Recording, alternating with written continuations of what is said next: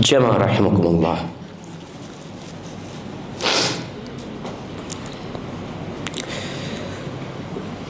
Udah bahagia nggak hidup di dunia ini?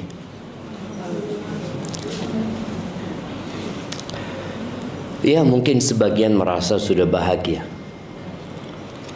tapi sebagian mungkin sedang mencari kebahagiaan. Kebahagiaan itu bukan di harta, sehingga orang-orang yang miskin nggak bisa bahagia. Nggak adil kalau ternyata kebahagiaan itu di harta dan Allah tidak memberikan harta kepada semuanya. Yarzuqu may yasha. Allah memberikan rezeki kepada siapa yang Allah kehendaki. Maka Allah tidak jadikan harta itu sebagai tempat orang bahagia. Kebahagiaan itu juga bukan di anak. Ada yang sampai hari ini belum punya anak? Ada. Ada yang sampai mati juga nggak punya anak. Terus gimana? Dia berarti nggak bahagia? Enggak juga. Istri-istri Nabi sallallahu ala nabiyina wasallam nggak punya anak kecuali Khadijah. Dan ada Maria Al-Qibtiyah, budak beliau alaihi salatu wassalam. Hafsah nggak punya anak, Aisyah nggak punya anak, padahal istrinya Nabi. Kok nggak minta kepada Nabi SAW supaya berdoa supaya dikasih anak? Nabi nikah lagi, nggak dikasih anak SAW. Nabi Ibrahim alaihissalam nunggu sampai umur 86 tahun baru dikasih anak. Karena memang anak itu bukan tempat kebahagiaan. Bahkan Nabi alaihi salatu wasallam mengatakan al-waladu majhalatun mabkhalatun mahzanatun majbana. Anak itu sumber kebodohan. Anak. Berapa banyak orang tua akhirnya nggak mau belajar gara-gara anak, sibuk ngurusin anak. Berapa banyak orang tua melakukan tindakan kebodohan gara-gara anak. Anak itu sumber kesedihan. Anak itu sumber kebahilan. Orang jadi bakhil karena buat anaknya nanti, ini nabung buat anaknya. Anak itu sumber sifat pengecut. Itu anak. Memang Allah jadikan harta dan anak itu al-malu wal banuna zinatul hayatid dunya. Iya, harta dan anak-anak itu, khususnya anak-anak laki-laki itu, ya perhiasan kehidupan dunia. Ya, perhiasan itu menyenangkan. Tapi perhiasan itu bukan kebahagiaan. Kesenangan itu biasanya sifatnya sementara. Orang senang hari ini, sore mungkin dia nangis. Mungkin nanti sore dia ketawa-ketawa pesta, besoknya dia menderita. Enggak, itu bukan sumber kebahagiaan. Makanya kita lihat para nabi banyak yang nggak punya anak. Istri-istri. Kemudian kebahagiaan itu bukan di popularitas ya. Sekarang ini banyak perempuan ingin populer. Dulu yang populer itu biasanya cuma bintang film yang ada di layar lebar, di bioskop-bioskop itu, dan jumlahnya sedikit sekali. Artis itu berapa jumlahnya? Di tahun 70-an. Insya Allah semua orang Indonesia hafal sama nama artis dulu.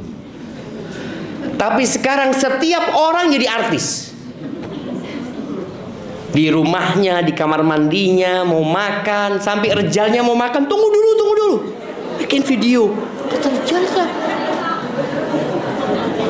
Ada yang berusaha untuk menunjukkan eksistensi dirinya dan dia berpikir aku akan bahagia kalau seperti ini. Jamaah, enggak. Di situ bukan tempat kebahagiaan. Tapi apakah kebahagiaan kalau punya suami? Berarti yang janda nggak bahagia, yang jomblo nggak bahagia. Berapa banyak yang punya suami ingin suaminya cepat mati. Nah, karena dia tahu selama ini hidup dia menderita gara-gara suaminya ini sebagai bukti bahwa memang pasangan hidup itu nggak selalu menjadi sumber kebahagiaan. Ada faktor yang membuat orang mungkin melengkapi kebahagiaan. Tapi kita ketahuilah kebahagiaan itu tempatnya di mana? Di hati, jemaah. Dan subhanallah, dari presiden sampai tukang sampah, Allah ciptakan jantung buat mereka. Allah kasih wadah semuanya. Sehingga wadah ini tergantung bagaimana kita mengisinya. Mau diisi apa ini wadah? Ya kalau wadah yang bersih diisi kotoran, ya jadi kotor dia. Rasul sallallahu alaihi wasallam mengatakan, man kanatil akhiratu hamma. Di hadis yang diriwayatkan Imam Tirmidzi, ya. Barang siapa yang akhirat menjadi ambisinya. Kita ini cari akhirat apa cari dunia? Kalau ngomong itu gampang. Kita itu lebih peduli sama wajah kita apa sama hati kita? Emak-emak ini merawat hatinya berapa pekan sekali, dan merawat wajahnya sehari berulang kali. Bicara skincare, ada nggak hati care? Kayaknya belum ada. Belum ada. Orang itu hanya skincare, dan kebanyakan kita dibohongin. Padahal kulit kita ini akan keriput, ya. Kulit kita ini akan dimakan belatung sebenarnya. Bahkan mata kita yang orang peduli dengan matanya, dengan bulu matanya, habis dimakan sama belatung nantinya. Itu yang kita perhatikan, kita pedulikan. Tapi kalau ditanya ambisinya apa? Akhirat. Jangan buktikan. Dan memang ini urusan hati, urusan wadah, ini isinya apa? Kata Nabi SAW, man kanatil akhiratu hamma, barang siapa yang akhirat menjadi ambisinya, ini orang bahagia. Ja'alallahu ghinahu fi qalbih. Allah akan jadikan kekayaan di hatinya. Orang ini akan qanaah dengan apa yang dia dapat. Kita lahir, ya, nggak semuanya kulitnya putih. Apakah kita bisa nyalahkan orang tua kita ketika ngelihat emaknya putih, bapaknya hitam? Ini gara-gara mama pilih suami kayak gitu, akhirnya anaknya kayak gini, nggak bener semuanya. Nggak ada, jemaah. Dan sekali lagi, itu bukan tempat kebahagiaan, nggak usah dipikirin. Itu bukan tempat kebahagiaan. Makanya barang siapa yang akhirat menjadi ambisi dia, Bilal bin Rabah, hitam, keriting, pesek dia, jemaah. Kalau gambaran orang jelek, dia Bilal bin Rabah. Tapi Nabi SAW mendengar terompahnya Bilal di surga. Sampai Nabi heran, ya Bilal, apa yang kau kerjakan? Sallallahu alaihi wasallam. Ada akhirat yang dia cari, jemaah. Dan dia buktikan dia mencari akhirat. Disiksa Bilal di bawah terik matahari, dibawa keliling ke kota Mekah. Yang Bilal katakan, ahadun ahad. Dia cari Allah Azza wa Jalla. Sumayyah binti Khabbab, ibunya Ammar bin Yasir. Benar, dia nggak cari dunia. Terbukti. Dia mau dikasih kebebasan. Dia mau dikasih kenyamanan. Bas satu syaratnya, engkau keluar dari Islam. Kalau enggak, dia akan disiksa. Diikat kedua tangannya, diikat kedua kakinya, dipukulin oleh Abu Jahal. Tetap dia mengatakan la ilaha illallah. Abu Jahal nggak kuat. Dengan kekuatan imannya, dia diambil itu tombak, ditusuk kemaluannya. Itu cari akhirat, jemaah. Kita apa yang kita lakukan? Masyitah binti Fir'aun. Bagaimana satu persatu anaknya dimasak di depan matanya. Terus akhirnya dia bersama anaknya. Dia cuma minta satu sama Fir'aun. Nanti kalau engkau selesai menyiksa kami jadi tulang belulang, aku minta kepada engkau untuk dikumpulkan tulangku, dikuburkan. Bas. Dia tahu hidup ini nggak lama. Kalau hari ini nggak mati, besok pasti mati. Cuma. Maka kenapa banyak di antara kita ambisinya dunia? Nabi SAW mengatakan orang ini akan Allah jadikan kekayaan di hatinya. Urusannya Allah sederhanakan. Dunia datang sama dia, sedangkan dia nolak-nolak jemaah. Karena bukan itu yang dia cari. Sampai ada seorang sahabat, dia baru masuk Islam. Kemudian dia ikut dalam satu peperangan. Dia mengatakan ketika selesai perang, dia dikasih harta rampasan perang. Dia heran, kenapa aku dikasih ini, kata dia. Loh iya itu bagianmu, kata dia. Lalu dia bawa bagiannya ke Rasul SAW. Dia mengatakan, ya Rasulullah, laisa ala hadat taba'tuka. Dia mengatakan, bukan untuk ini aku ikut engkau ya Rasulullah. Aku ikut engkau dengan harapan ada anak panah yang menembus leherku dan tembus keluar ya Rasulullah. Itu harapanku ya Rasulullah. Subhanallah, selang berapa waktu terjadi peperangan lagi. Dan betul anak panah itu masuk di tempat dia menunjukkan ke lehernya. Kata Nabi SAW, sadaq fasadaqahullah. Benar niatnya dia itu benar. Bukan omongan saja. Maka Allah akhirnya berikan yang dia inginkan. Itu kalau yang ambisinya akhir. Tapi kebanyakan kita, kata Nabi SAW, wa man kanatid dunya hammahu, barang siapa yang dunia ambisinya, ja'alallahu faqrahu baina ainai, Allah jadikan kefakiran itu di antara kedua matanya, seperti orang pakai kacamata aja. Yang lihat ke sana takut miskin, takut fakir, dunia terus yang ada dalam bayangan dia. Wa syattata alaihi syamla, urusannya Allah cerai beraikan. Kajian nggak pernah datang. Kita bisa ngelihat ya, ada orang-orang, kenapa sih fulana bisa datang kajian? Kenapa fulana bisa nyatet? Kenapa fulana tambahan Al-Qur'annya terus? Aku Islam 40 tahun, satu surat pun nggak nambah. Apa yang aku cari? Ada orang yang tiap tahun nggak ada tambahan hafalan Qur'annya. Paling nggak setahun sekali lah tambah satu surat. Yang umurnya 37 tahun dia hafal juz amma. Juz amma itu 37 surat. Tapi yang ada yang umur 40 tahun, 50 tahun juz amma juga nggak hafal. Engkau cari apa sih? Tadi urusan kita itu ruwet jemaah.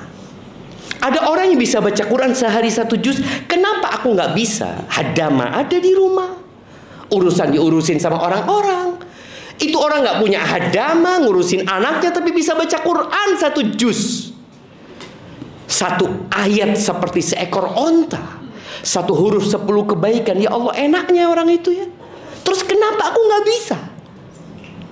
Ada orang yang dari tempat jauh datang kajian. Kita yang deket nggak pernah. Kadang-kadang kita merasa, apa sih faedahnya? Apa sih manfaatnya? Ya tadi memang yang dicari dunia. Kesenangan dunia yang dia cari. Kemudian walam ya'tihi minad dunya illa ma qaddara lahu. Allah nggak akan berikan dunia kecuali yang sudah ditakdirkan buat dia. Artinya Allah bikin dia capek, pikirannya lelah, tapi fulusnya tetap. Bahkan boleh jadi harta yang didapatkan jadi azab buat dia. Ana dulu berpikir orang itu kalau sudah mapan, apalagi mungkin seorang istri yang suaminya sudah memberikan nafkah cukup, semua dipenuhin, dia bisa nambah hafalan Qur'annya. Dia bisa tiap hari baca Qur'an sebenarnya. Ada kesempatan, kosong waktu dia. Tapi kok nggak bisa? Ternyata ada masalah di hatinya. Memang dia mencari sesuatu yang berbeda. Tahun ke-9 Hijriah kira-kira. Rasulullah SAW pernah memboikot semua istrinya. Istrinya Nabi yang 9 itu semuanya Nabi bersumpah tidak mau menjamah mereka selama 1 bulan. Ditinggal. Nabi tinggal di sebuah gubuk di dalam kebun. Sehari, 2 hari, 3 hari, nggak pulang ke rumahnya Nabi SAW. Masjid ke sana, masjid ke sana. Sampai ada berita yang tersebar bahwa Rasulullah SAW menceraikan semua istri-istrinya. Karena bagaimanapun wanita tetap wanita. Wanita itu suka dengan perhiasan, suka dengan keindahan. Makanya kalau kita lihat ke pasar, berapa persen pakaian wanita dan berapa persen pakaian laki-laki. Berapa persen aksesoris buat laki-laki dan berapa persen aksesoris buat wanita. Ada perempuan yang tiap pekan ganti tas. Karena memang sekarang tas rohis-rohis ya, murah-murah, ini ganti lagi, nggak tahu rejalnya nyungsep kemana, cari fulus ada moga. Rasul SAW menghadapi istri-istri yang punya tuntutan urusan dunia. Mereka istrinya Nabi Sallallahu ala Nabi Wasallam. Dia melihat setelah tahun ke-7 Hijriah itu memang adalah sedikit keluasan harta. Sehingga istri-istri Nabi nuntut. Dan ana yakin istri-istri Nabi itu adalah wanita-wanita pilihan.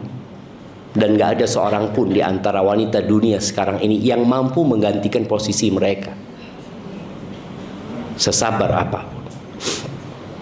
Setelah sebulan Nabi meninggalkan mereka, Nabi turun dari gubuknya menuju ke rumah istrinya satu persatu. Datang ke rumahnya Aisyah yang pertama, istri beliau yang paling beliau cintai. Beliau membacakan firman Allah di surat Al-Ahzab ayat 28-29. Coba dibuka handphonenya, dilihat ini ayat. Kemudian Anda minta satu membacakan. Tafadhal. Surat Al-Ahzab ayat 28-29.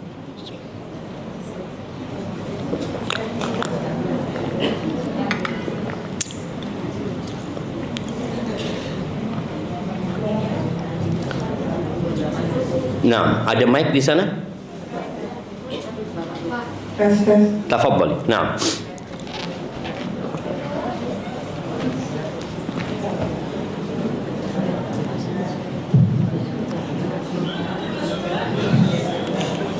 Iya, silakan kita dengarkan ya.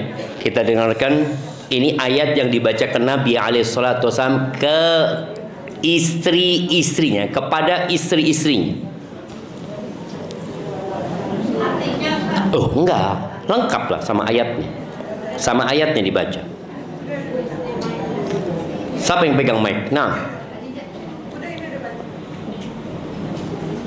A'udzu billahi minasyaitonir rajim.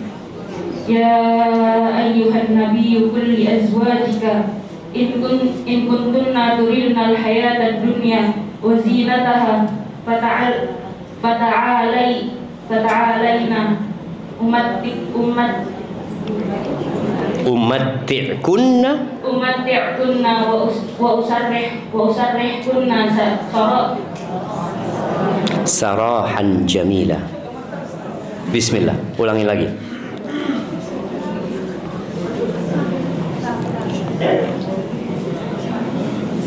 Nah, tafadhali. Ya ayyuhan nabiyyu qul li azwajika in kuntunna turidna al-hayata ad-dunya wa zinataha fata'alayna umatti'ukunna wa usarrihukunna sarahan jamila. Artinya?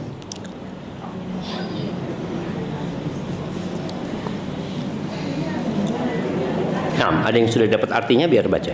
Hai hai Nabi, katakanlah kepada istri-istrimu, jika kamu sekalian menginginkan kehidupan dunia dan perhiasannya, maka marilah supaya aku berikan kepadamu mut'ah, dan aku ceraikan kamu dengan cara yang baik. Lanjutkan ayat 29. Wa in kuntunna turidna Allah wa rasulahu wad daral akhirah fa inna Allah a'adda lil muhsinati minkunna ajran 'azima. Dan jika kamu sekalian menghendaki keridhaan Allah dan Rasulnya serta kesenangan di negeri akhirat, maka sesungguhnya Allah menyediakan bagi siapa yang berbuat baik di antaramu pahala yang besar. Allahu Akbar. Bayangin ya, Nabi memberikan pilihan kepada istrinya, kalau engkau cari dunia, selamat tinggal, kita pisah. Nggak bisa, jalurnya beda. Maka Nabi SAW mengatakan di sini di ayat ini, wa usarrihkunna sarahan jamila. Udah, kita pisah baik-baik. Aku kasih harta, aku kasih mut'ah, ini bismillah. Tapi kalau engkau mau bareng aku, nggak bisa. Tapi kalau kalian ingin akhirat, ingin Allah dan Rasulnya, dan ingin kehidupan akhirat, lanjut kita bersama-sama. Tapi harus berjuang, jemaah. Jadi jalan menuju surga itu terjal, mendaki, kecil, dan beresiko kita jatuh. Pernah Ummu Darda, istrinya Abu Darda, dia tahu suaminya ini dekat sama penguasa. Dia mengatakan, kenapa engkau nggak minta seperti orang lain pada minta kepada khalifah, kata dia. Kata Abu Darda, ya Ummu Darda, engkau tahu jalan yang akan kita lewatin ini kecil, nanjak, terjal. Kalau bawaan kita banyak, takut nggak bisa lewat kita. Nggak ada yang bisa ngelewatin kecuali yang bawaannya dikit, kata dia. Itu sampai ngomong kayak gitu sama istrinya. Karena tahu memang perempuan punya kepingin ini, kepingin itu. Maka Allah turunkan ayat ini kepada Nabi SAW untuk menyampaikan kepada istri-istrinya, yang kalian cari apa? Kalau cari dunia, selamat tinggal. Sudah. Bahkan Allah Azza wa Jalla mengatakan, asa rabbuhu in talaqakunna. Semoga kalau Nabi menceraikan kalian, ayyubdilahu azwajan khairan minkun. Allah berikan kepada Nabi SAW ganti istri-istri yang lebih baik daripada kalian. Dan subhanallah, 9 istri Nabi Sallallahu Alaihi Wasallam memilih akhirat dan hidup bersama Nabi sampai beliau meninggal dunia. Ahibati fillah, yang ingin bahagia, isi hatinya dengan syukur. Nikmat Allah itu banyak, tapi manusia suka berkeluh kesah. Kenapa dia tidak bersyukur? Karena dia selalu membandingkan. Jadi ada sebuah kunci, kalau engkau ingin menderita, bandingkan hidupmu sama orang lain. Tapi membandingkan dengan yang lebih bagus biasanya dia. Ketika membandingkan, maka akan muncul hasad di hati, iri, dengki. Dan ketika ada iri dan dengki di hati, selamanya dia tidak akan bahagia.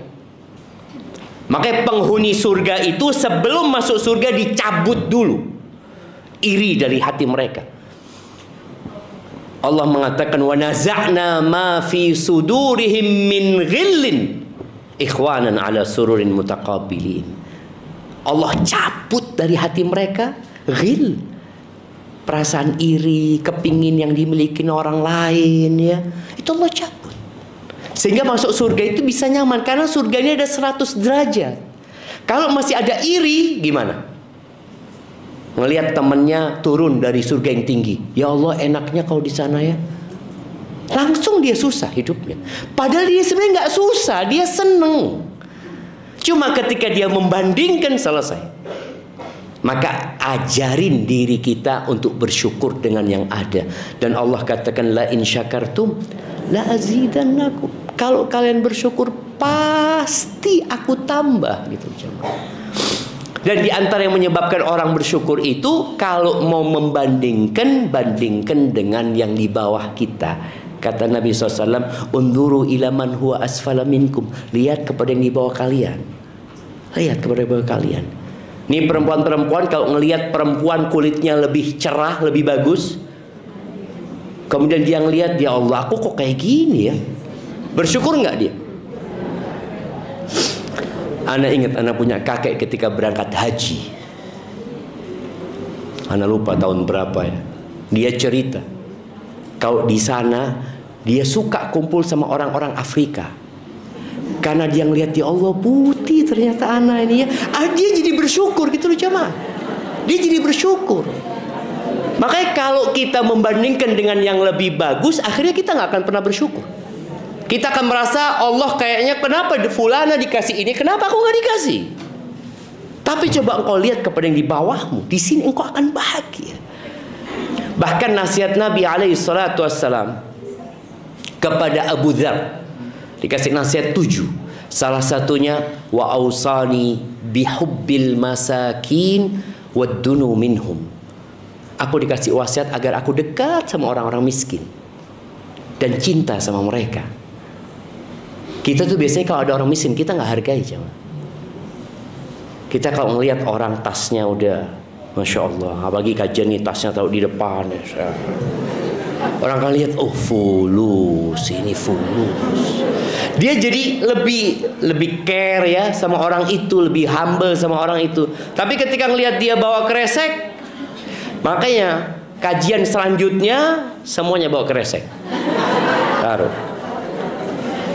Sama semuanya. Nggak ada yang mau ditunjukin. Kita mau ngaji di sini ini. Kita mau belajar tempat ini. Tadi dikasih nasihat untuk dekat sama orang miskin dan cinta sama mereka. Sistem kehidupan sekarang ini ada usaha memisahkan orang kaya sama orang miskin. Jadi ada perumahan khusus orang kaya. Makanya sampai orang kaya itu mau sodakoh bingung. Tetangganya fulus, depan fulus, belakang satu kompleks semuanya fulus. Dia jauh, maka sulit mau cari sodako, mau zakat, mau kemana? Karena kompleks semuanya fulus. Padahal kalau kita dekat sama orang miskin, lewat rumah mereka, wallah bersyukur kita sama Allah SWT. Ana ingat cerita istri Ana, yang kemudian dia pulang sambil meneteskan air mata. Dia datang ke rumah salah satu mahasiswa, istri mahasiswa. Rumahnya, ya Allah, kata istri Ana, nggak layak rumahnya bang. Dan Ana tanya, anti ada uang berapa sekarang? Alhamdulillah, kata dia, ada 2.000, kata dia. Dia punya anak jemaah, tapi dia masih bisa mengatakan Alhamdulillah jemaah. Ketika kita pulang dari rumah orang seperti ini, pulang kita bahagia. Kita mau, ya Allah, makasih ya Allah, ya Allah. Kita akan terus memuji Allah. Allah kasih aku banyak ternyata. Cuma coba engkau pulang dari rumahnya orang kaya. Kalau nggak ribut sama suaminya, dia akan ngomong, ya Allah. Kalau kita lihat rumahnya orang kaya, kursinya bang 400 juta harganya.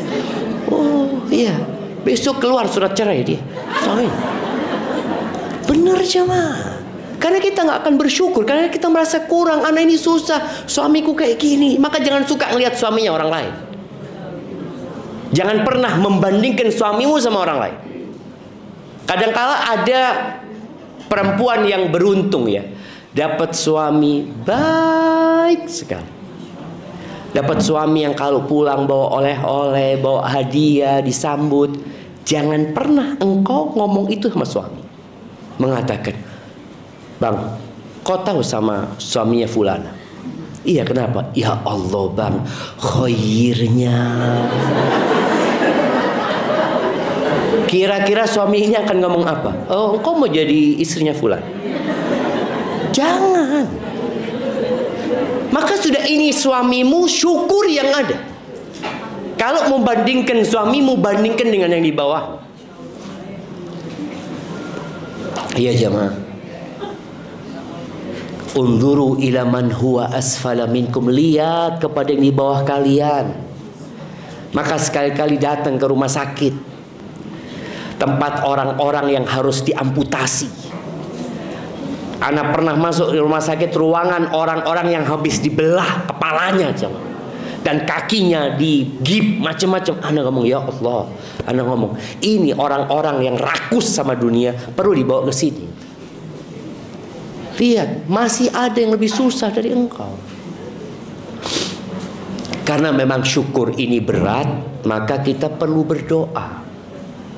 Allahumma a'inni ala dzikrika wa syukrika wa husni ibadatik.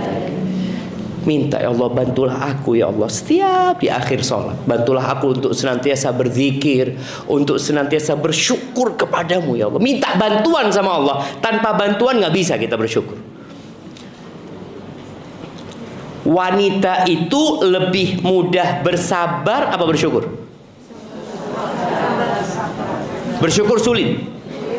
Sabar perempuan itu. Benar. Perempuan itu penyabar. Ana pernah dapat potongan video dikirimin sama seorang wanita yang dia punya masalah sama suaminya. Dia kirim ke Ana. Komentarnya lebih 1000 jemaah. Ana baca komentarnya. Ana baca komentarnya. Ya Allah, ini seorang wanita sedang mengeluhkan suaminya. Suamiku kayak gini macam-macam lah. Ternyata komentarnya semua mengatakan sama kayak suamiku. Sama. Ya udah mau diapain, sabar. Ya udah demi anak-anak ini tuh banyak, semuanya sabar. Kebanyakan wanita di neraka karena tidak bersabar atau karena tidak bersyukur? Tidak bersyukur. Maka tolong bab ini lebih diperhatikan. Kadang-kadang kita, ana udah sabar Ustaz. Enggak, bukan bicara sabar. Engkau udah bersyukur apa enggak dapat suami kayak gini? Boleh jadi suamimu ini memang tidak terlalu baik, tapi kalau engkau buang, banyak yang kepingin suamimu. Artinya dia dapat itu, alhamdulillah dia seperti. Cuma orang itu kalau sudah dimilikin dia ngeliat, aduh kok kayak gini gitu. Maka bersyukur, berusaha untuk bersyukur ya. Ya, suami itu nggak sempurna. Suami itu makhluk yang juga penuh kekurangan. Tapi hendaklah melihat kepada kelebihan. Wallahi jamaah, ana sebagai seorang laki-laki, ana tahu kawan-kawan ana yang laki-laki. Ana tahu bagaimana dia bekerja. Dia capek, dia lelah. Tapi kadang-kadang rezekinya cuma sedikit. Maka para ummahat, para ibu-ibu ini kalau suaminya datang, tolong sambut. Sampai ada umi yang ngomong sama anaknya, nak, kalau abangmu datang, nak, engkau sambut nak ya dengan senyum, nak, ini itu nak, kata dia. Abangmu udah capek di sana, nak. Ini yang perlu ditanamkan sama ibu kepada anak-anaknya, bahwa abangmu ini capek, nak. Tapi sebagian emak-emak mengatakan, lihat, ntar lagi abangmu datang nih, nggak bawa apa-apa, ntar lagi. Akhirnya sang ibu nggak bersyukur, membuat anak-anaknya tidak bersyukur, bahkan menciptakan kedurhakaan di dalam diri anak-anaknya. Orang durhaka itu nggak masuk surga. Bagaimana dengan orang yang menciptakan kedurhakaan? Bukan dia yang durhaka, dia bikin anak-anaknya durhaka sama bapaknya. Seakan-akan semua yang bekerja cuma ibunya, kami yang berjuang, saya yang mendidik anak-anak. La jamaah. Maka ketika suaminya datang, sambut dia ya. Iya Ustaz, kalau suaminya soleh Ustaz. Suaminya nggak soleh, tetap ya. Seorang istri itu wajib berbakti sama suaminya, mau suaminya soleh, mau suaminya nggak soleh. Kenapa? Karena dia wajib ditaati, diwajibkan berbakti disebabkan posisi dia sebagai suami. Allah mengatakan ar-rijal, bukan orang-orang soleh, tapi ar-rijal. Pokoknya dia suami, dia pemimpin, kau harus taat dan patuh sama dia. Ketika Nabi SAW ditanya tentang wanita yang paling baik, apa jawab Nabi SAW? allati idza nadarta ilaiha sarratka, yang kalau dipandang menyenangkan hati. Berarti skincare dibutuhkan atau tidak? Butuh. Apa pokoknya hiasan wajah berarti semua dibutuhkan untuk tampil indah. Buat siapa? Suami. Tapi sekarang suami kalau ngelihat istrinya cantik, pertanyaannya apa? Mau kemana? Ini berarti memang dia bukan untuk suaminya. Dan jamaah, innamal a'malu binniyat. Engkau niatkan ketika kau perawatan, bukan untuk kawan-kawan perempuanmu, benar-benar untuk suami. Makanya beberapa kali kajian Anda sampaikan, kalau bisa di mana-mana itu ada rias pengantin, rias apa lagi? Wisuda. Di mana ada rias istri? Ada tulisannya rias istri? Nggak ada. Semua riasan itu dalam rangka keluar rumah.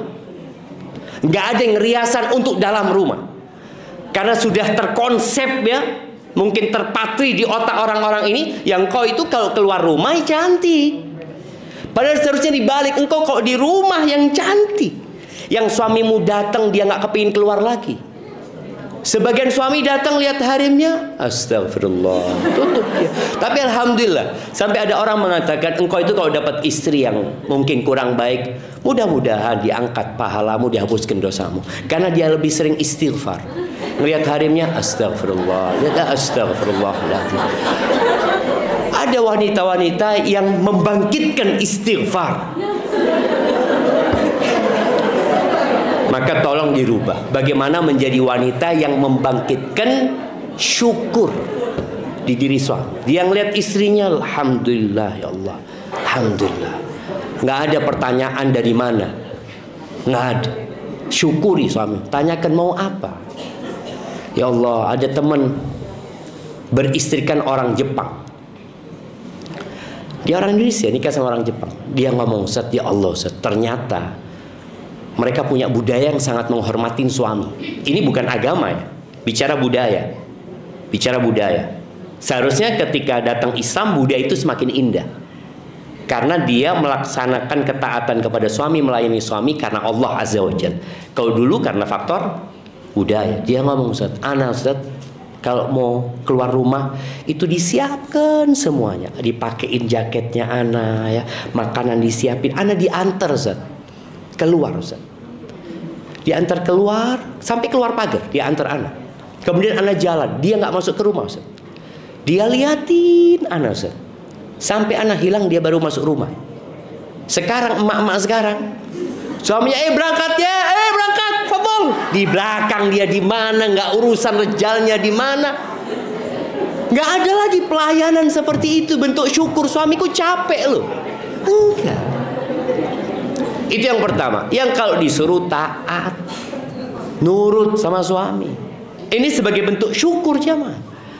Karena orang yang bersyukur itu disuruh apapun sama suaminya, selama tidak bertentangan dengan syariat Allah, dia dengerin. Dan kalau suaminya keluar rumah, tolong perhatikan anak suami ya, kehormatan dirinya. Karena ada emak-emak yang suka kalau suaminya keluar, alhamdulillah ditutup sudah.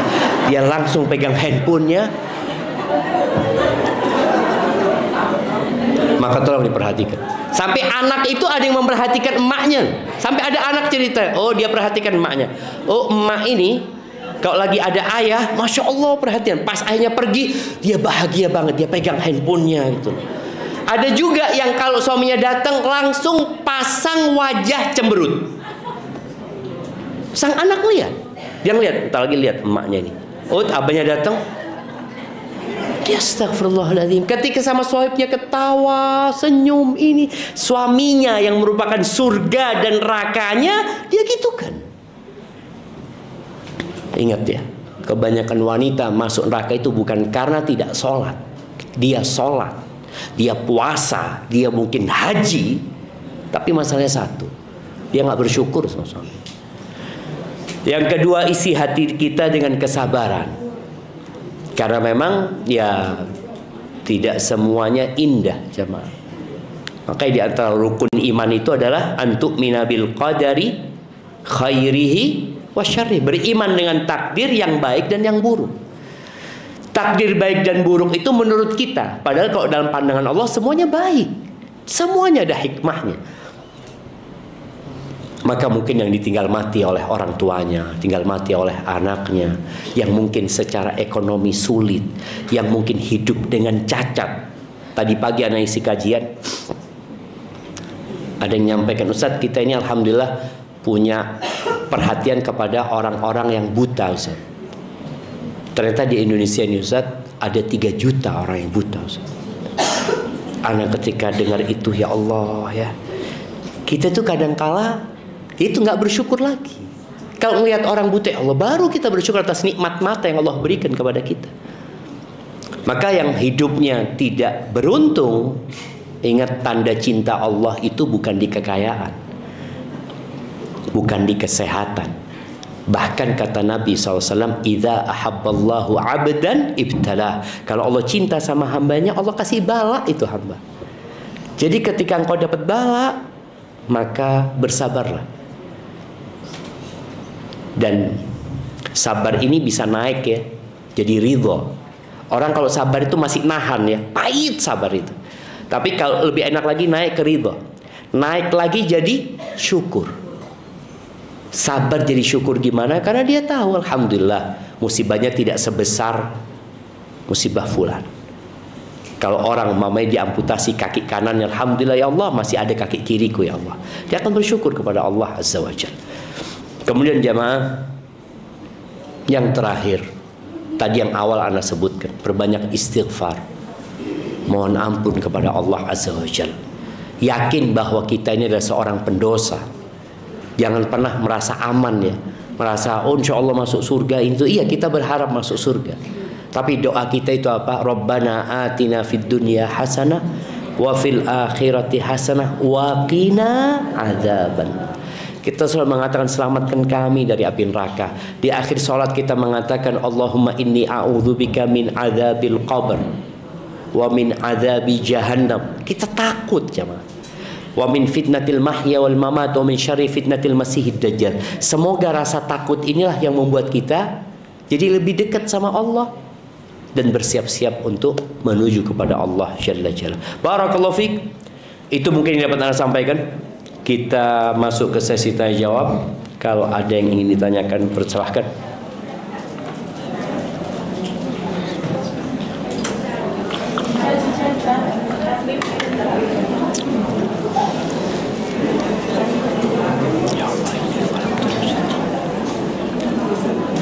Jazakallah. Siap.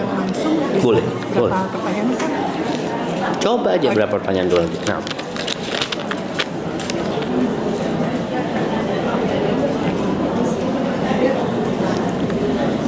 Nah, sebelum pertanyaan langsung, Ana akan bacakan 3 pertanyaan tertulis ya, baru kita mungkin. Jazakillah khairan. Assalamualaikum warahmatullahi wabarakatuh. Sebagai seorang istri, saya berkewajiban melayani suami, melakukan segala sesuatu untuk membahagiakan suami. Pertanyaan saya, bagaimana jika suami tersebut suka hobi nonton TV? Apa ini ya? Film, nonton film. Dia selalu mengajak saya untuk menemaninya. Yang mana hal ini jarang saya lakukan sebelum menikah. Sholat sunnah saya terbengkalai. Bacaan Al-Quran saya juga terbatas. Mohon jawabannya. Nah, jadi ketika istri terpaksa harus menemani suami, maka bagaimana dia menjadikan tontonan suami itu bermanfaat? Jadi bagaimana dia duduk sama suami, dia memberikan masukan, mama ini ada yang bagus, ya ini ada yang bagus, ada kajian kayak ada ini itu. Kalau ternyata suami menonton sesuatu, kadang-kadang nonton berita, ada tontonan yang boleh jamaah, ada tontonan yang mubah aja, tapi kadang-kala menghabiskan waktu dan tidak berguna. Tapi istri kadang-kadang menemani suami. Ya udahlah, sampaikan ke suami, bang aku temenin ya sambil baca Quran aku. Ya. Iya. Jadi kadang-kala kita itu nggak bisa memutus kesenangan suami, tapi mengalihkan kesenangan suami. Sambil diruqyah suaminya mungkin dengan bacaan Quran itu, semoga dapat hidayah dia.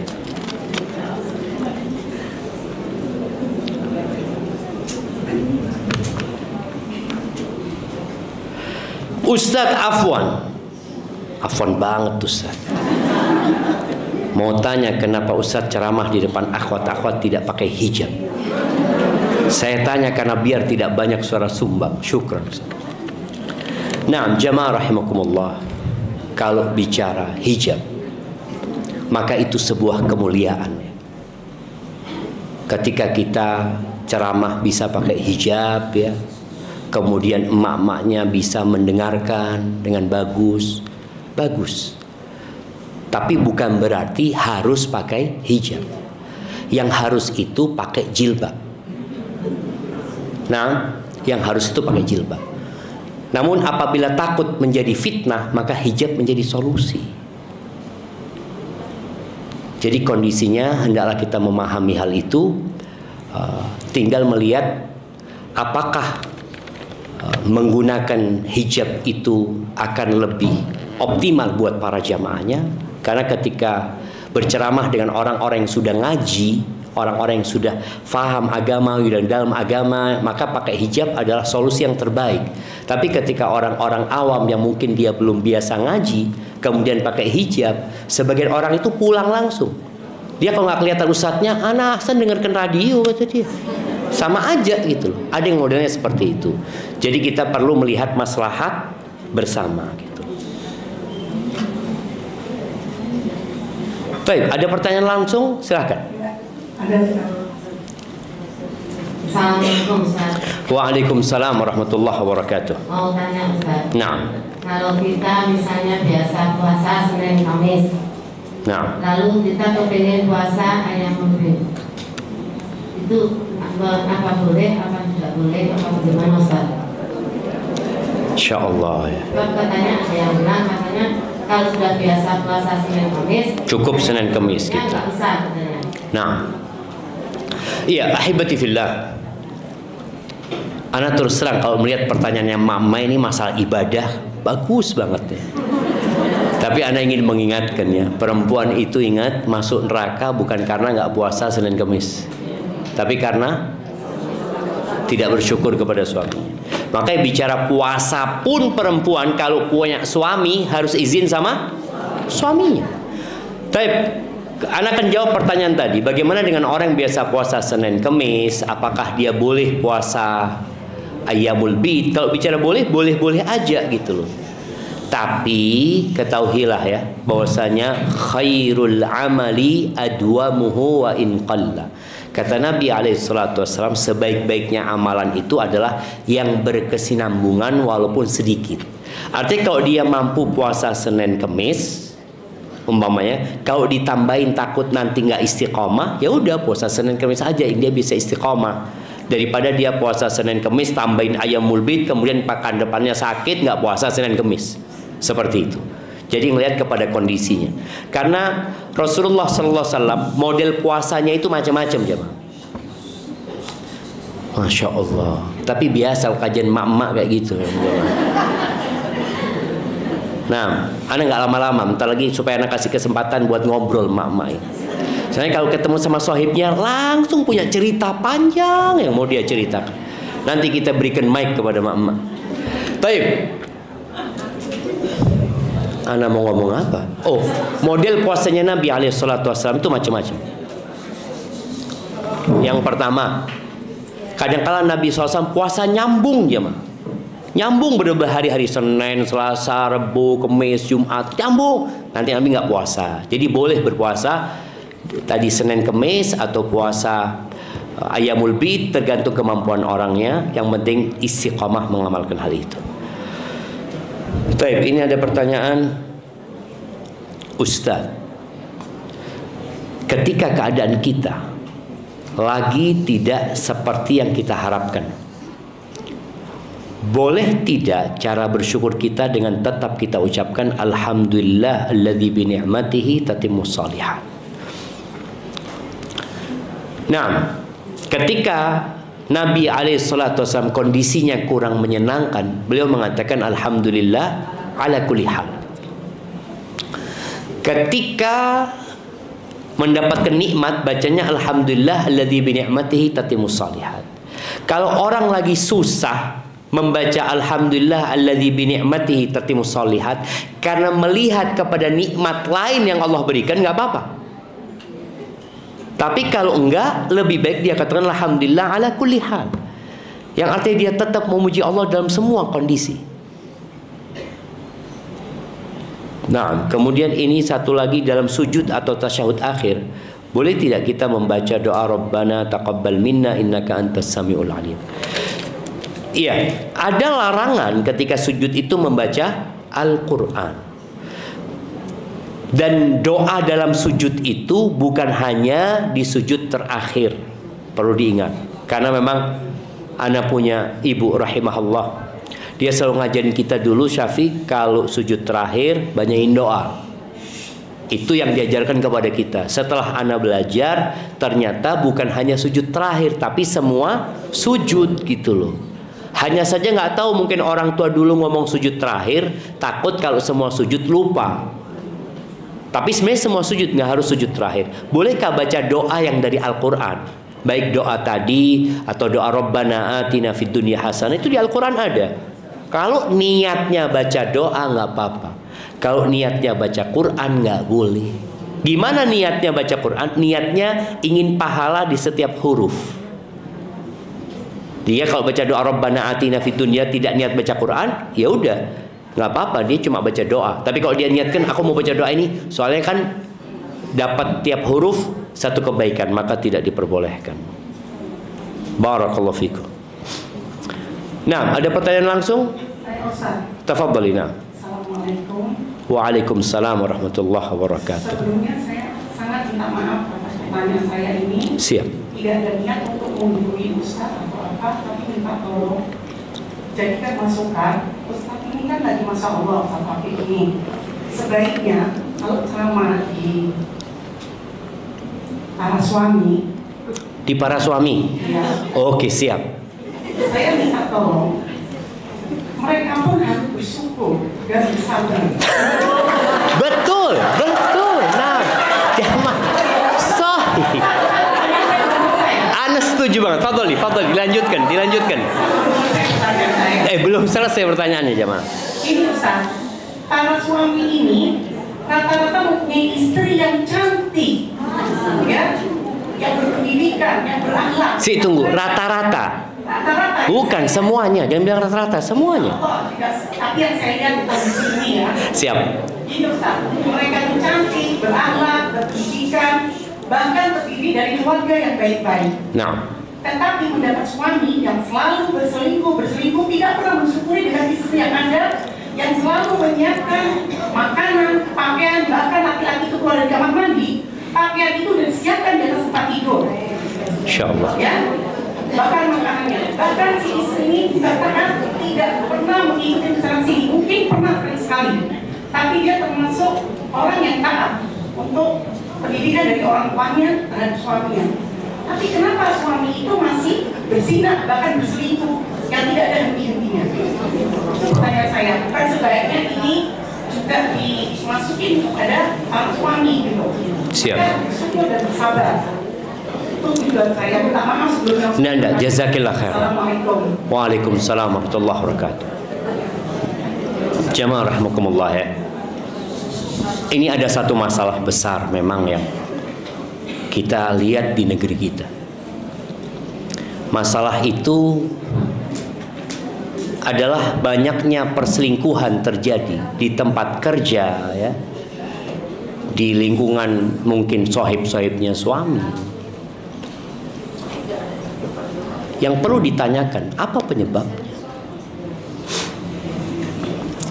Ada banyak yang menjadi sebab.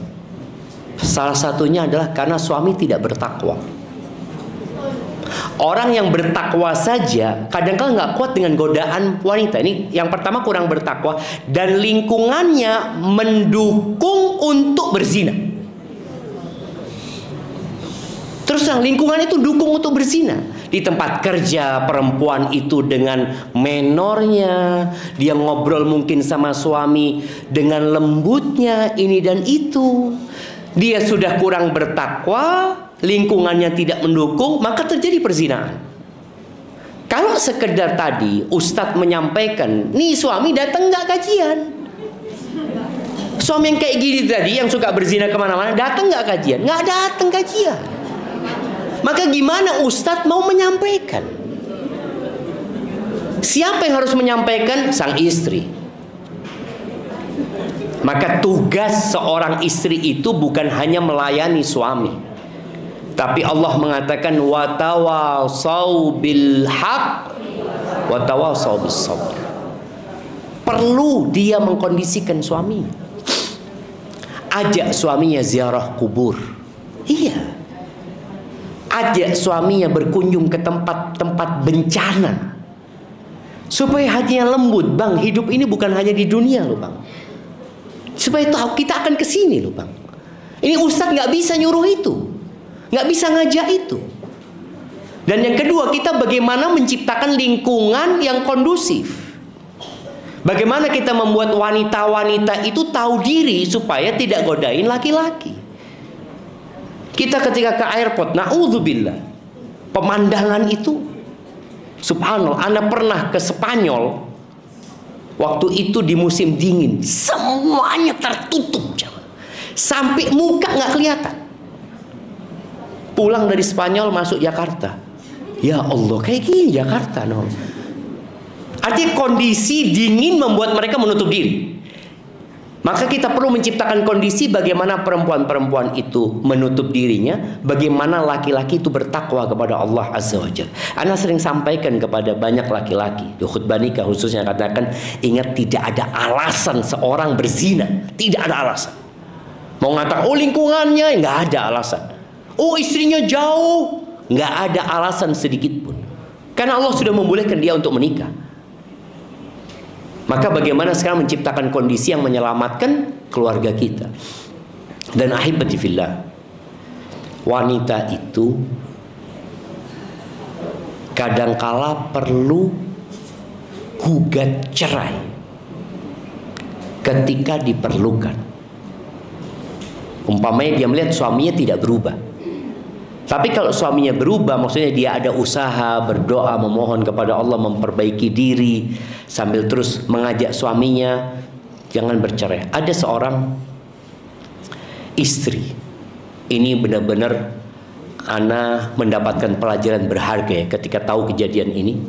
Ada seorang istri yang telepon dengan seorang syekh. Syekh itu umurnya 94 apa 95 tahun ya. Dia telepon dalam acara televisi. Dia mengatakan, Syekh, ana mau tanya, ana punya suami ini peminum, Syekh. Ana punya anak 5 dari dia. Dia suka minum, kalau sudah minum jangan ditanya masalah zina. Dia, Syekh, tadi malam kata dia, datang ke rumah, ana lagi baca Quran, Syekh. Dia kondisinya mabuk, dia ambil itu Quran, dia robek-robek itu Quran, dia buang ke toilet, Syekh. Kalau ana ditanya, mungkin ana akan ngomong, sudah gugat cerai, ada apa? Piara suami kayak gitu. Syekh ini tanya, engkau punya keluarga? Kata dia. Ada syekh di kampung, jauh ana. Mungkin dia seperti orang mana di Jawa, kemudian di Jakarta sama suaminya. Jauh sekali, kata dia. Engkau ada yang ngasih nafkah sama engkau? Nggak ada, Syekh. Ada keluargamu yang bantu engkau? Nggak ada, Syekh, kata dia. Kondisinya perempuan ini benar-benar sulit. Kata Syekh, jangan cerai kau nak. Syekh, dia robek-robek Quran, Syekh. Jangan cerai. Dia pemabuk kayak gitu, jangan cerai, Syekh. Iya nak, kau sabar nak, kata dia. Kau banyak doa minta sama Allah. Aku khawatir kalau engkau gugat cerai, nanti pemabuknya jadi 6 nak. Anak-anakmu semua nanti ikut bapaknya. Jangan nak, kata dia. Engkau berdoalah, minta sama Allah, perbaiki suamimu, terus dekatkan dirimu kepada Allah, nak, kata dia. Akhirnya subhanallah, setahun kemudian perempuan ini telepon lagi ke Syekh itu. Masih hidup itu Syekh. Dia telepon, Syekh, ingat sama ana Syekh, kata dia. Kata dia, enggak, man anti, kata dia, arifi binafsiki, kata, engkau siapa, kata dia. Syekh, ana yang telepon sama engkau tentang suamiku yang minum dan ngerobek Quran. Oh iya, kata Syekh, Basyirini, gimana kabar suamimu, kata. Alhamdulillah Syekh, suamiku sekarang ini yang buka pintu masjid kalau sholat subuh. Jamaah, nggak ada yang mustahil gitu loh, nggak ada yang mustahil. Kita itu kadang-kala jalan apa ya, cara bumi ini nggak mampu, ada cara langit yang harus kita ketuk gitu loh.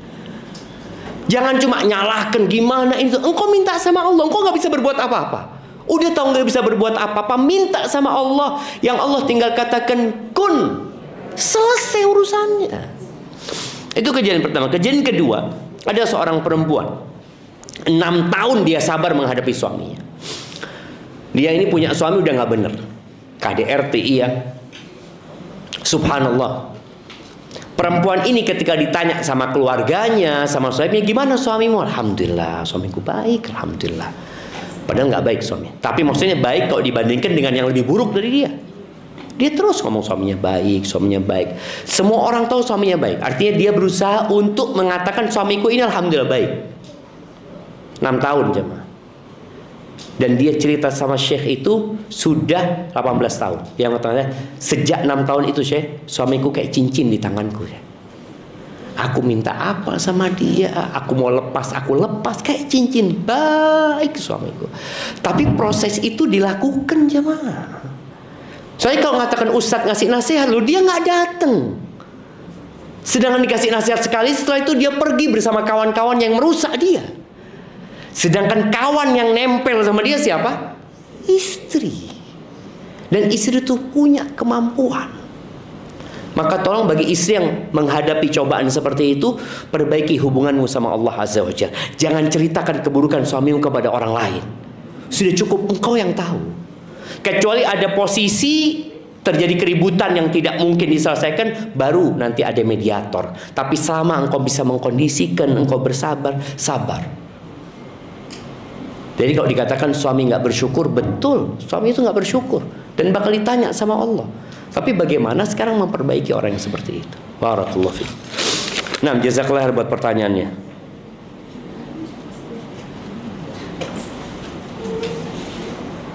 Ustaz, bolehkah kita operasi tubuh bagian dalam untuk menyenangkan suami?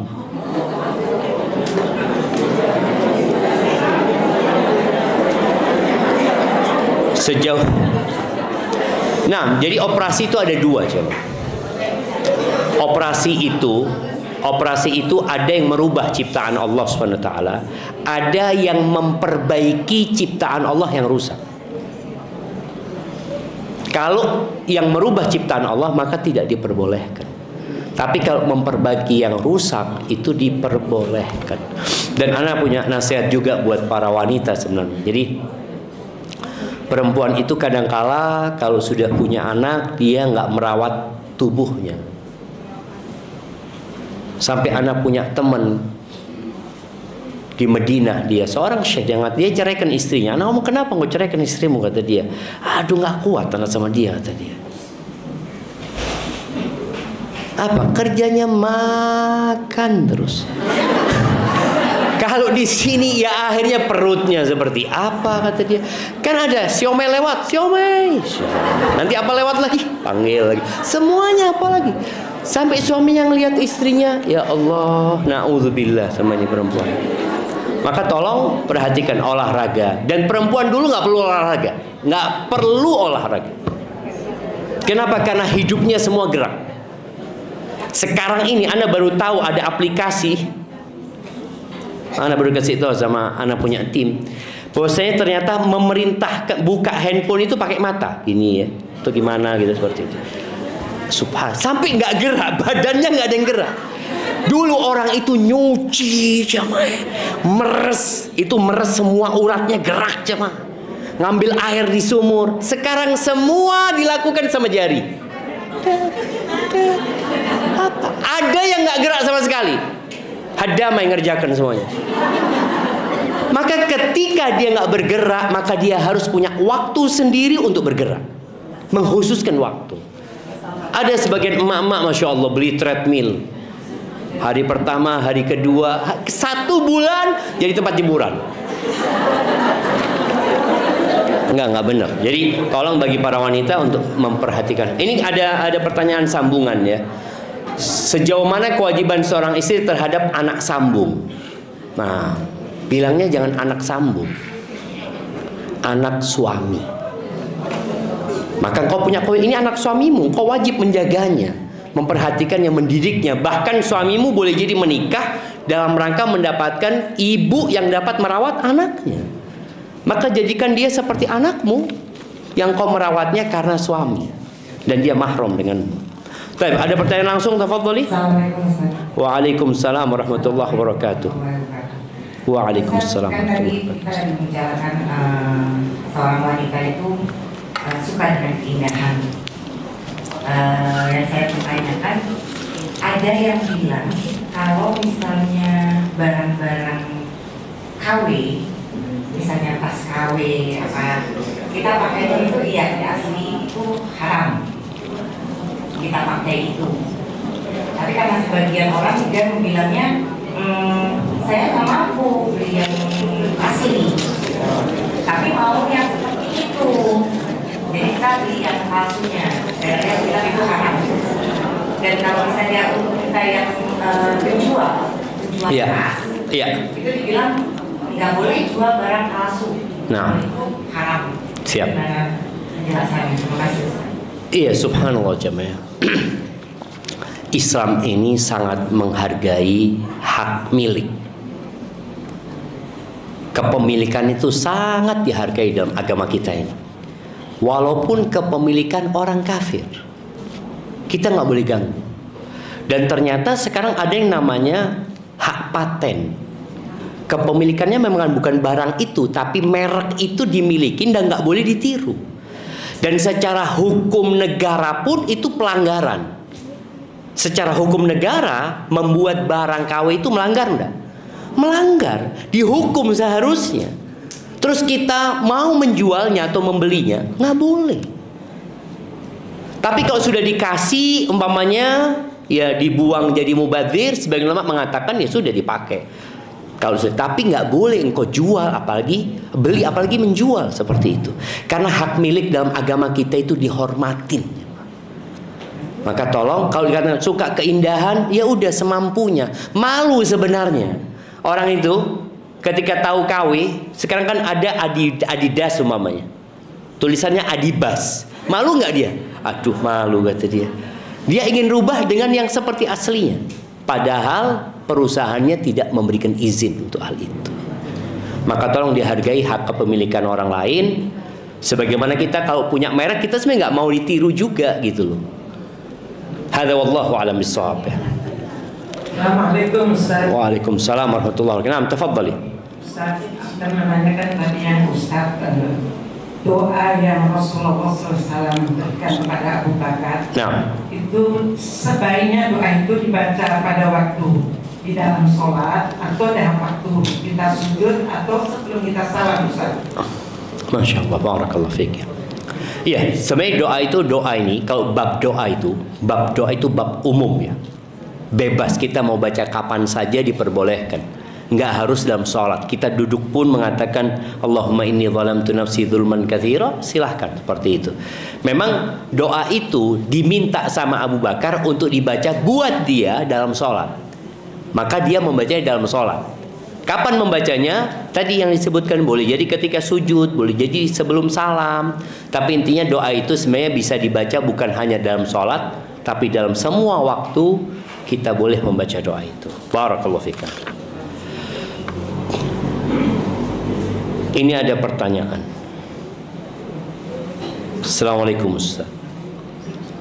Maaf, kalau Ustaz bilang kalau anak itu tidak bawa barokah dan sebagainya, anak itu titipan Allah. Ia tidak baik karena orang tuanya atau lingkungannya. Tetap didoakan dan diberi kasih sayang. Nanti orang tua di sini tidak baik pada anaknya. Masya Allah. Ahibati fillah, kecintaan orang tua sama anak itu beda dengan kecintaan anak sama orang tua. Apa bedanya? Kecintaan orang tua sama anak itu sudah tertanam di dalam hati. Sehingga ketika Nabi SAW menjelaskan bahwa anak itu adalah sumber masalah, ya, sumber membuat orang jadi bakhil, ini itu, karena orang tua sudah cinta sama anaknya. Dan orang tua itu punya kewajiban mendidik anaknya dengan pendidikan yang benar. Tapi kalau kecintaan anak sama orang tua itu harus dibuat, jemaah, diusahakan. Orang tua tuh nggak pernah lupa sama anak, tapi anak sering lupa sama orang tua. Kita ketika mahasiswa, kapan ingat sama orang tua? Akhir bulan, kalau butuh fulus. Berapa banyak anak-anak yang kalau seneng lupa sama orang tuanya, lagi susah ingat sama orang tuanya.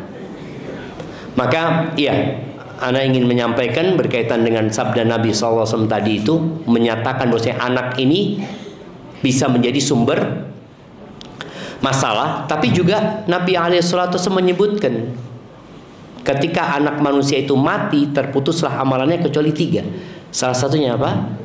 Waladin salihin yad'ul, anak soleh yang mendoakan. Bagaimana kita akan mendapatkan anak soleh kalau kita tidak mendidik mereka untuk menjadi anak-anak soleh?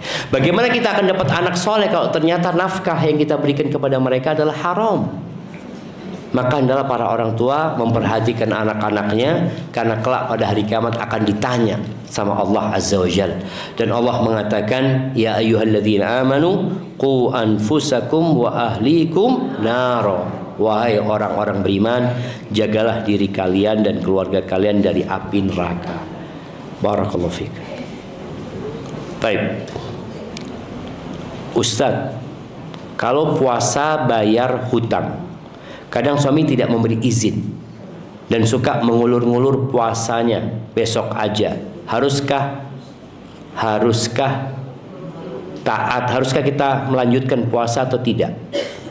Jamaah, apabila waktu mengganti puasanya masih ada, maka jangan puasa. Contohnya sekarang nih, kita bulan apa? Bulan Rabiul Awal. Ramadan kan Rabiul Awal, kemudian Rabiul Akhir, Jumadal Ula, Jumadal Akhirah, Rajab, Sya'ban. Jadi masih ada waktu 5 bulan sebenarnya. Aisyah radhiyallahu taala anha itu seringkali menunda bayar hutangnya sampai bulan Sya'ban. Kenapa? Ya karena Rasul SAW punya perlu sama dia ini dan itu, sehingga dia nggak puasa. Ditunda di bulan Sya'ban. Jadi selama masih tidak melewatin Ramadan, maka nggak apa-apa. Tapi kalau sudah waktunya habis, nggak boleh suami. Harus taat bahwasanya dia punya utang yang wajib dia kerjakan, minta maaf sama suami. Aku ini bentar lagi datang bulan, aku punya utang 7 hari. Kalau aku nggak puasa, masuk bulan Ramadan, maka dia ketika itu bayar hutangnya. Hadza wallahu a'lam bissawab. Afwan Ustaz, saya mau tanya, bagaimana jika seorang bapak kalau minta uang kepada anaknya selalu dengan kata-kata kasar? Ya, apa sikap anak gitu loh? Bapaknya sudah minta fulus, kasar lagi ngomongnya. Jamaah rahimakumullah, kita tuh wajib berbakti kepada orang tua kita kalau orang tua kita soleh, baik. Kita juga wajib berbakti sama orang tua kita kalau orang tua kita fasik, jahat. Kita tetap wajib berbakti. Kita tetap wajib berbakti sama orang tua kita walaupun orang tua kita kafir. Kita tetap wajib berbakti sama orang tua kita walaupun orang tua kita nyuruh kita berbuat kafir. Jadi berbakti sama orang tua ini bukan karena orang tua kita baik. Orang tua kita kafir pun menyuruh kepada kekafiran, kita tetap wajib berbuat baik kepada mereka, tapi tidak boleh taat kepada kemaksiatan yang mereka suruh. Nurut hanya kepada kebaikan. Allah Azza wa Jalla mengatakan, wa in jahadaka ala an tusyrika bi ma laysa laka bihi ilmun fala tuti'huma. Kalau kedua orang tuamu maksa engkau melakukan kesyirikan untuk menyekutukan Allah yang nggak benar perbuatan itu, apa kata Allah? Fala tuti'huma. Jangan taat kepada keduanya, jangan taat, nggak boleh nurut. Tapi kata Allah, wasahibhuma fid dunya ma'rufa. Tetap dampingi keduanya di dunia dengan cara yang ma'ruf, dengan cara yang baik. Maka dapat orang tua kayak gini, insya Allah engkau dapat pahala double, pahala berbakti dan pahala bersabar. Tetap berikan kepada orang tua. Hadza wallahu a'lam bissawab. Oh, ini sambungan dari pertanyaan tadi kayaknya jemaah. Izin bertanya, apakah rasa memendam amarah kepada orang tua karena kesalahan beliau adalah dosa yang besar? Salah satu orang tuanya sangat mudah sekali melakukan riba hingga kami hancur ekonominya. Saya marah karena perilaku beliau menjadi salah satu sebab kami sulit ekonomi saat ini. Namun saya tidak kurang ajar kepada beliau. Saya hanya marah. Apakah saya termasuk tidak bersyukur? Jazakallah khair. Jamaah rahimakumullah, dalam agama kita itu ada yang namanya al-hubbu fillah wal bughdu fillah. Ada yang namanya cinta karena Allah, benci karena Allah. Jadi kita itu boleh benci sama orang tua kita, tapi karena Allah. Artinya karena Allah yang dilakukan itu sebuah kemaksiatan. Kayak tadi orang tua nyuruh anaknya berbuat kesyirikan, kita benci dengan hal itu. Bapaknya melakukan riba, oh, kita benci. Ini satu hal yang menghadirkan laknat Allah Azza wa Jalla. Tapi kita tetap wajib berbakti. Kita wajib mendoakan orang tua kita, berbuat baik kepada dia. Jadi marah itu karena Allah, bukan marah karena pribadian, tapi karena Allah SWT. Karena Allah benci, bukan hanya kita yang benci, Allah pun benci dengan orang pelaku riba. ASS WRWB. Jamaah, tolong kalau nulis salam itu, ini doa yang kita akan dapatkan kelak di timbangan kebaikan kita. Maka tulislah assalamualaikum warahmatullahi wabarakatuh. Apakah boleh setiap suami mau berangkat kantor sebelum keluar, kebiasaan suami berdoa dulu? Saat berdoa saya pegang pundak suami, saya bacakan Al-Fatihah, Al-Ikhlas, Al-Falaq sambil saya tiup. Ini berarti dia meruqyah suami. Dia ruqyah suami. Ya, kalau bicara ruqyah jamaah, boleh-boleh aja kita meruqyah ketika memang ada sesuatu yang kita ingin meruqyah dia. Tapi kalau tidak, sebenarnya hendaklah tiap pagi suaminya diajak baca zikir pagi. Di situ ada ayat-ayat ruqyah, di situ ada doa-doa ruqyah. Ya tadi yang dibacakan qul huwallahu ahad, qul a'udzu birabbil falaq, qul a'udzu birabbin nas. Kemudian kita baca bismillahilladzi la yadurru ma'asmihi syai'un fil ardi wala fis sama. Kemudian baca a'udzu bikalimatillahi ta'ala. Maka itu yang seharusnya diajak suami membaca. Soalnya kadang-kadang suami dibacakan itu, suami sebenarnya tidak ingin dibacakan itu. Maka yang ada hanya permasalahan nanti sama suami. Maka ajak suami untuk baca doa. Taib, ada pertanyaan langsung? Taib, satu lagi. Tadi ketinggalan. Assalamualaikum. Ini masalah anak itu kan kebahagiaan ya Ustaz. Yang saya mau, alhamdulillah saya memiliki anak spesial autis. Yang saya mau tanyakan, ada beberapa yang bilang kalau kita memiliki anak spesial itu pintu surga orang tuanya ada di anak itu, dan ada kalanya anak-anak ini berperilaku tidak sesuai dengan keinginannya mungkin, dan masalah kayak seperti ibadahnya, kadang dia semangat menjalankan ibadah seperti sholat, ngaji dan lain-lain. Kadang kalanya nih anak saya ini udah umur 21 tahun sekarang, dan dia sholatnya alhamdulillah tiap azan dia langsung ke masjid, dia langsung sholat tanpa kita suruh lagi. Tapi kadang-kadang kalau saya suruh Kak ngaji Kak, kadang-kadang dia suka ngomong susah mama kayak gitu. Aku mau masuk Kristen aja. Ada beberapa orang yang bilang anak-anak seperti itu insya Allah masukkan ke surga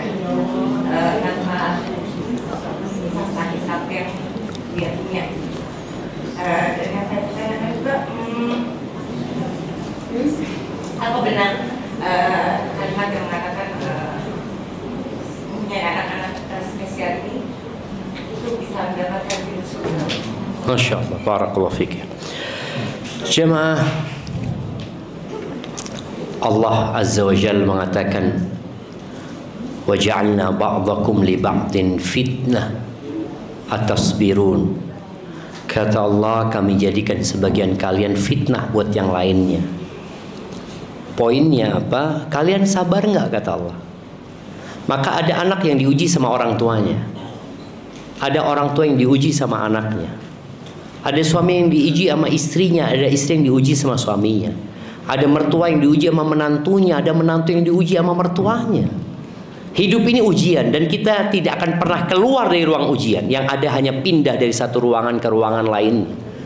Dan usahakan ketika kita pindah, kita naik tingkat untuk menjadi lebih baik. Kalau bicara apakah anak-anak itu dapat menjadi pintu surga? Ya.